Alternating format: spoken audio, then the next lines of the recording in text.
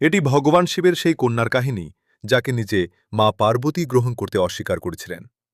কিন্তু যার পিতা স্বয়ং দেবাদিদেব, তাকে শেষ পর্যন্ত কেন দেবলোক থেকে তাড়িয়ে দেওয়া হল, আর কিভাবে তিনি সমগ্র ব্রহ্মাণ্ডের শাপদের অধিষ্ঠাত্রী দেবী হলেন, এই গল্প মা মনসা দেবীর।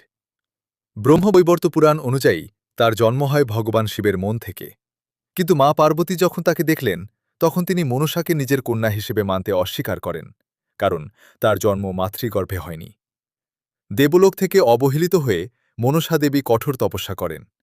তখন স্বয়ং ভগবান শিব তাকে দিব্য শক্তি প্রদান করেন এবং নাগরাজ বাসুকী তাকে নিজের বোন হিসেবে স্বীকার করে নাগদের রানী করে তোলেন। নিজের সম্মানের জন্য সংগ্রাম করে তিনি সারা বিশ্বকে তার শক্তির পরিচয় দেন। আজ তার প্রমাণ মেলে হরিদ্বারের বিল্ব পর্বতে অবস্থিত মনসা দেবী মন্দিরে, যেখানে পৌঁছাতে মানুষ রোপওয়ে বা উড়ন খাটোলায় চড়ে যায়। বিশ্বাস করা হয়, সেখানে গাছের ডালে সুতো বেঁধে মানত করলে মা মনসা সেই ইচ্ছা পূরণ করেন।